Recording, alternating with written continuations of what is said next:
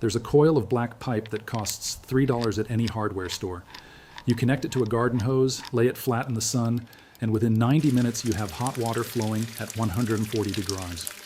No electricity, no gas line, no monthly utility bill, no tankless water heater installation, hot showers for the rest of your life, powered by nothing but sunlight hitting dark plastic. In 1891, a Baltimore inventor patented a solar hot water system built on this exact principle. By 1930, over half the homes in southern Florida had solar water heaters on their rooftops. Then the gas industry crushed it. They did not stop building solar heaters because the technology failed. They stopped because it eliminated the monthly payment. A pipe that heats water using the sun cannot generate a recurring gas bill, and what cannot generate a recurring bill cannot generate quarterly profit. This is the story of the $3 shower the energy companies deleted from your rooftop. Welcome to Forbidden Home Science. If you're not subscribed yet, hit subscribe and the bell. This is where we dig up what the energy industry buried. The year is 1891, and a metal fabricator named Clarence Kemp works inside a cramped Baltimore workshop surrounded by tin sheets and copper tubing. Kemp has been obsessing over his simple observation that every plumber in America already knows, but nobody has monetized. Dark containers left in sunlight get hot. A black bucket of water sitting on a porch roof in July reaches temperatures that burn your hand. Kemp takes this kitchen table observation and engineers it into a commercial product he calls the Climax Solar Water Heater. The design is embarrassingly simple. 4 black painted metal tanks sealed inside a glass-covered wooden box mounted on a south-facing rooftop. Cold water flows in through the bottom. Sunlight passes through the glass panel and heats the dark tanks, and hot water rises out through a pipe at the top. No moving parts, no fuel source, no operating cost. After installation, Kemp patents the Climax system and begins selling it through plumbing supply catalogs across the American Southeast. By 1900, thousands of homes in Southern California and Arizona are running entirely on solar-heated water. Families in Pasadena take hot baths every evening without burning a single lump of coal. The technology spreads to Florida, where the subtropical sun makes it almost absurdly efficient.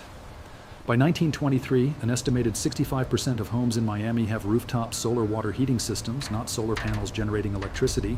The technology comes decades later. Simple black containers absorbing sunlight and delivering free hot water through basic plumbing. A Florida company called Solar Water Heater Company sells over 10,000 residential units between 1920 and 1930. The average household saves between 40 and 60% on annual fuel costs. Real estate advertisements in Miami newspapers list solar water heating as a premium selling feature alongside indoor plumbing and paved driveways. This is not fringe technology from a hippie commune in the desert. This is mainstream American infrastructure adopted by tens of thousands of middle-class families, hotels, and military barracks across the Sun Belt. During World War II, the Army issues black rubberized shower bags to troops in North Africa and the Pacific. Standard field equipment that reached 120 degrees from nothing but dark material absorbing desert sun. After the war, the solar water heating industry in Florida continues to expand through the late 1940s. Then in 1950, natural gas pipelines reached southern Florida for the first time. The gas utility companies arrive with an aggressive marketing campaign they call the Blue Flame Initiative. They offer subsidized gas water heater installations at below-cost pricing specifically designed to undercut the existing solar heating infrastructure. Gas companies send door-to-door salesmen through Miami neighborhoods offering to rip out rooftop solar panels and replace them with gas heaters at promotional rates. Within 5 years, the solar heating industry collapses from dominant market position to near extinction. This video is just the surface of what they disconnected. I collected everything the energy and outdoor industry does not want you to know, all inside the complete Forbidden Home Science Vault. The complete off-grid blueprint covers full energy independence methods they fought to suppress for decades. The Forbidden Firecraft Manual reveals military fire techniques now classified as dangerous for civilian use. The 72-hour blackout checklist prepares your household for total grid failure before the lights go dark. The Lost Rations cookbook contains wartime preservation recipes that work without refrigeration or electricity. Emergency shelter designs that outperform $300 tents using scrap materials and forest debris. Natural water purification systems that indigenous tribes perfected centuries. Before the filtration industry existed, solar heating methods that cost pennies and replace hundreds of dollars in annual utility payments. Over 10 guides in one vault, no fluff, straight to the point. The link is in the description. But stay right here because the science behind this black pipe gets even more devastating for the energy industry. The physics of solar water heating is so elegant that it borders on embarrassing for anyone who pays a monthly gas bill. Black polyethylene pipe absorbs approximately 95% of all solar radiation that strikes its surface. A University of Florida study published in 2008 measured the thermal performance of coiled black pipe solar collectors under controlled summer conditions.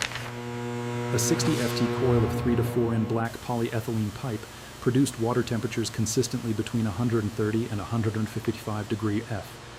The peak thermal efficiency reached 73%, meaning nearly 3/4 of all sunlight energy hitting the pipe transferred directly into the water.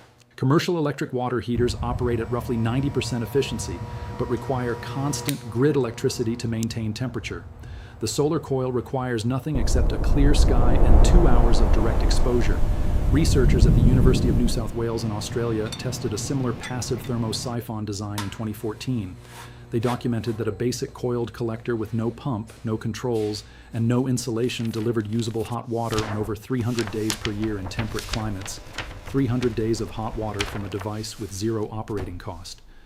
A separate thermal engineering study from the Indian Institute of Technology measured heat transfer rates and black pipe solar collectors across different pipe diameters. The optimal configuration used 3.4 in diameter tubing coiled into a flat spiral pattern mounted on a dark backing board.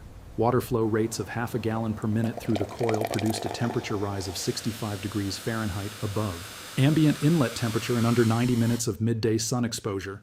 The researchers calculated that a single 8 FTX 4 FT collector panel produces enough thermal energy to heat 40 gall of water per day in summer conditions. 40 gall is more than enough for 2 full hot showers from a panel that costs less than $20 in materials. If you have made it this far, you already know more about free hot water than 99% of homeowners still writing monthly checks to their gas company. Are you still paying a utility corporation to heat water when $3 a black pipe and the sun above your roof can do it for nothing? Subscribe and share this with someone who deserves to stop funding the industry that deleted their grandparents' solution. Everything the energy companies buried is inside the complete Forbidden Home Science vault. The link is in the description. Now stay with me because what the gas and electric industry did after Florida is the part that should make you furious. The residential water heating market in the United States alone generates over $30 billion in annual revenue. $30 billion per year extracted from households for the privilege of heating water, the most basic domestic need after shelter. The average American family spends between $400 and $600 annually on water heating through gas or electric utility bills. That is a customer who pays every single month without questioning why, because they were never told an alternative existed. The natural gas industry understood this math perfectly in the 1950s. Every solar water heater on a rooftop represented a household permanently disconnected from the monthly billing cycle. Not a reduced bill, a canceled account. The gas lobby group called the American Gas Association spent millions on advertising campaigns throughout the 1950s and 60s promoting gas water heaters as modern, clean, and essential for the contemporary American kitchen. Their print advertisements and home magazines showed gleaming chrome appliances with smiling housewives, positioning gas heating as a symbol of post-war prosperity. They never mentioned that the rooftop system their salesman had just ripped down required zero fuel and zero monthly payments. By the mid-1960s, solar water heating had been effectively erased from the American housing market. The knowledge that built an entire industry in Florida vanished within 15 years of the gas pipeline arrival. When the energy crisis hit in 1973, desperate homeowners suddenly wanted solar heating again. The federal government published a series of technical bulletins on do-it-yourself solar water heating for residential application. Those bulletins showed designs almost identical to what Clarence Kemp had patented 80 years earlier. Black containers absorbing sunlight through basic thermodynamics. Thousands of Americans built homemade solar collectors during the oil embargo years using the same black pipe principle. But the moment the energy crisis passed, the fossil fuel lobby went back to work. They pressured state legislators to impose building codes that required licensed contractor installation for any solar thermal system.